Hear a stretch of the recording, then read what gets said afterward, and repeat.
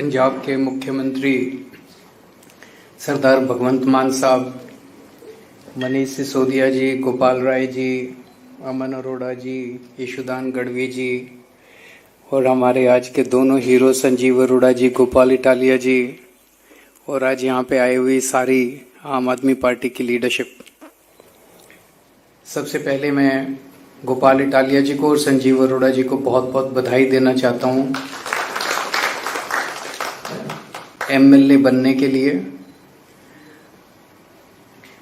मैं उम्मीद करता हूँ संजीव अरोड़ा जी विधानसभा में जाके मान साहब के साथ कंधे से कंधा मिला के पंजाब की तरक्की में आगे बढ़ेंगे, पंजाब की तरक्की में और आगे बढ़ाएंगे और गोपाल इटालिया विधानसभा में जाके बीजेपी की नाक में दम करेंगे।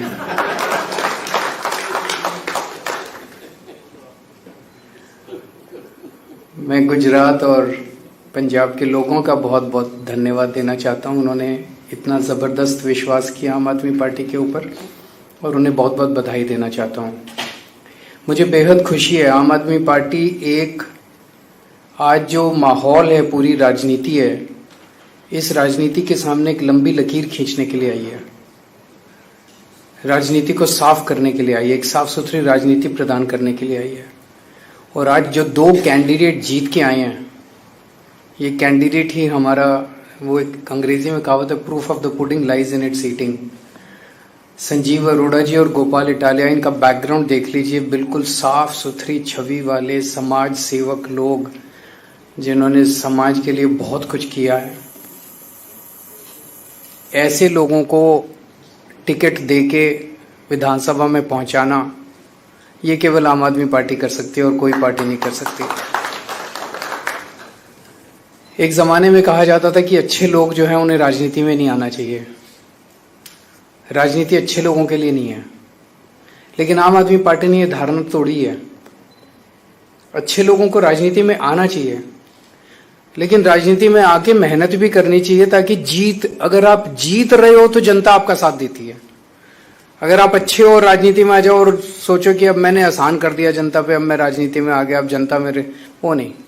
इन दोनों ने मेहनत की, आम आदमी पार्टी ने मेहनत की, गोपाल इटालिया ने मेहनत की, संजीव अरोड़ा ने मेहनत की, तो जनता ने जो भारी समर्थन दिया वो समर्थन अद्भुत था। इसका मतलब इस देश की जनता साफ सुथरी राजनीति चाहती है। इसका मतलब इस देश की जनता चाहती है कि गुंडे, मवाली, लुच्चे, लफंगे जो भर गए हैं आज पार्टियों के अंदर, उनसे छुटकारा मिले और अच्छे, ईमानदार, साफ सुथरी छवि वाले, काम करने वाले लोग राजनीति के अंदर आए। जिस तरह का मार्जिन है विक्ट्री का, ये अद्भुत है।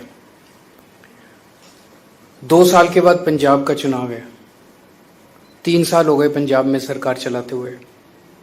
अक्सर कहा जाता है कि 3 साल सरकार चलाने के बाद एंटी इनकम्बेंसी आ जाती है, पर जो मार्जिन से संजीव अरोड़ा जी जीते हैं उससे तो लगता है कि एंटी इनकम्बेंसी छोड़ो, प्रो इनकम्बेंसी है। मतलब पिछली बार इसी विधानसभा में 1,15,000 वोट पड़े थे, इस बार केवल 85,000 वोट पड़े। उन 85,000 वोट में भी इनको 10,000, 10,500 वोट मिले हैं, जबकि पिछली बार 7,500 वोट में से जीते थे। 7,500, इस बार 10,500 का मार्जिन है, पिछली बार 7,500 का मार्जिन था, तो मार्जिन भी बहुत बड़ा हो गया।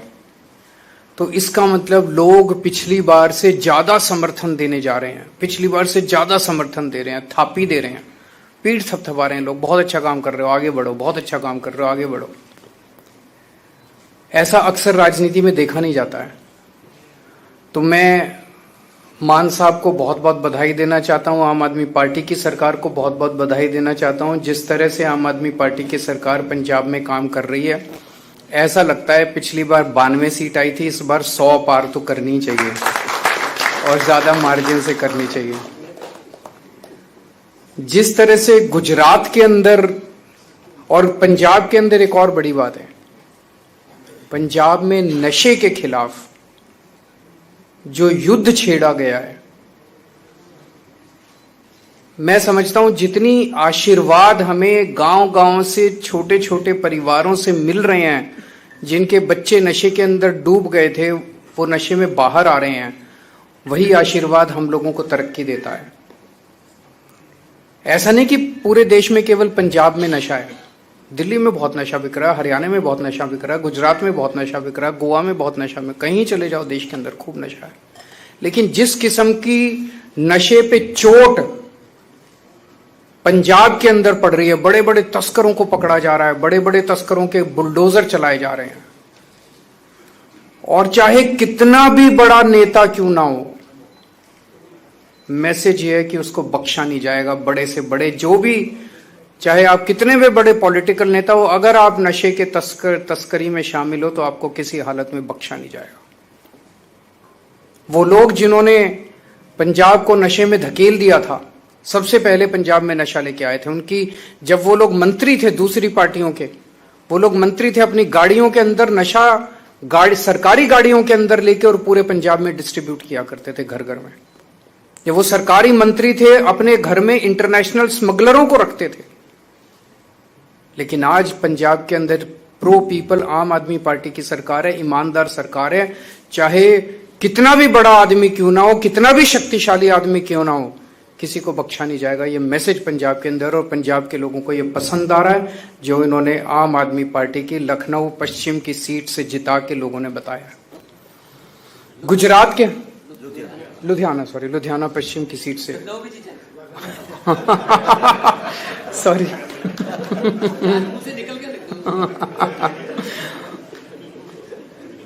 गुजरात के अंदर जो मार्जिन हमारा आम आदमी पार्टी की उसका है, पिछली बार हम लोग ये वाली सीट बहुत कम मार्जिन से जीते थे, लेकिन इस बार भारी मार्जिन से, लगभग दुगने 3 गुना मार्जिन से, पिछली बार के मुकाबले 3 गुना मार्जिन से लोगों ने जिताया है।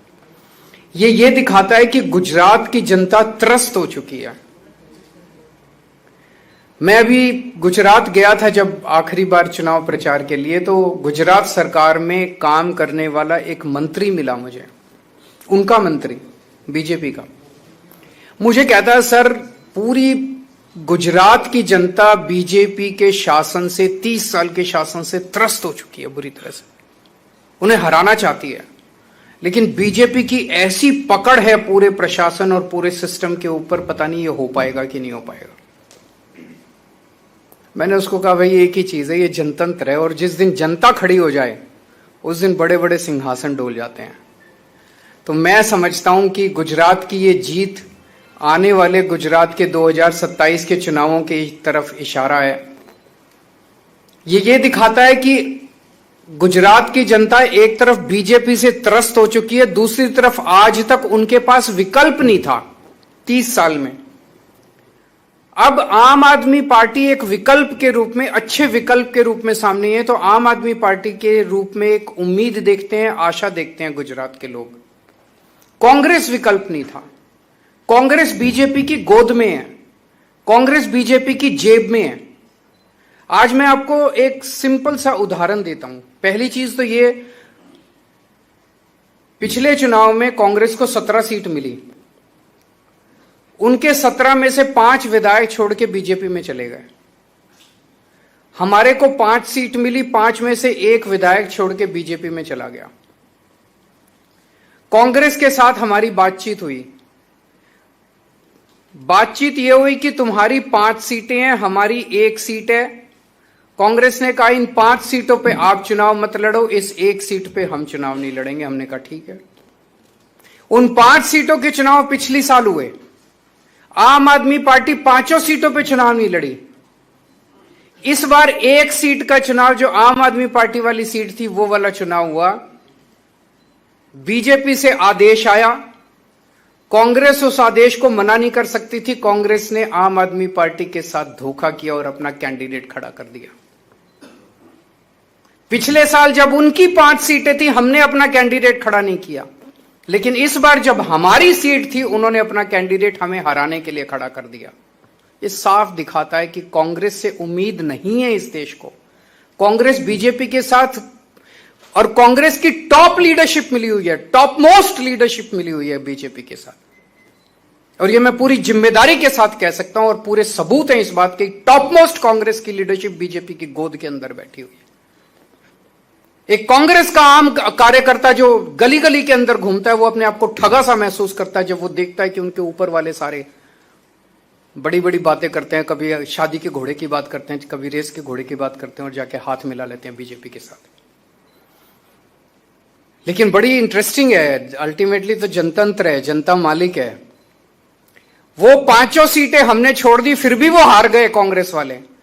उन्होंने 1 सीट हमारी नहीं छोड़ी, वो भी हम जीत गए। कांग्रेस के लड़ने के बावजूद हम जीत गए। तो जनता भी अब धीरे धीरे कांग्रेस को, और ये दोनों पार्टियां इकट्ठे होकर लड़ रही हैं, ये क्या दिखाता है? ये एक सिस्टम है।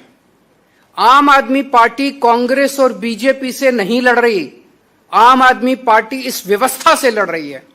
ये दोनों पार्टियां एक ही सिस्टम है, और वो सिस्टम है सत्ता से पैसा, पैसे से सत्ता। सत्ता हासिल करो, खूब पैसा कमाओ, फिर शराब बांटो, दारू बांटो, पैसे बांटो, साड़ी बांटो, बर्तन बांटो और चुनाव जीत जाओ, और फिर चुनाव जीत के फिर पैसे कमाओ और फिर चुनाव में पैसे बांटो। सत्ता से पैसा, पैसे से सत्ता, ये सिस्टम है इनका। इस सिस्टम के खिलाफ दोनों पार्टियों का एक एक सिस्टम है। और आप देखोगे कभी इस पार्टी का इधर, इस पार्टी का उसमें, उस पार्टी का इधर, पता ही नहीं चलता कौन किस पार्टी में। यशोदान जी बता रहे थे पिछले 7-8 साल में कांग्रेस के 70 गुजरात के बड़े नेता, 70 कांग्रेस के बड़े नेता जो है बीजेपी में शामिल हो गए। क्या बचा? वो तो बीजेपी कांग्रेस ही बन गई। तो केवल और केवल आम आदमी पार्टी देश के लिए लड़ रही है, गुजरात के लिए लड़ रही है, पंजाब के लिए लड़ रही है, भारत के लिए लड़ रही है, इस सिस्टम से लड़ रही है। और ये सारी पार्टियां एक ही सिस्टम का हिस्सा है। मैं जनता को बहुत बहुत धन्यवाद देता हूं कि वो आम आदमी पार्टी में उनका विश्वास है। सभी कार्यकर्ताओं को बहुत बहुत बधाई देता हूं इस शानदार जीत के लिए। और मैं उम्मीद करता हूं कि ये गुजरात और पंजाब के दोनों चुनाव सेमीफाइनल साबित होंगे। आने वाले 2027 के पंजाब के विधानसभा चुनाव में हम 100 से ज्यादा सीट लाएंगे और गुजरात के अंदर आम आदमी पार्टी अपनी सरकार बनाएगी। बहुत बहुत शुक्रिया।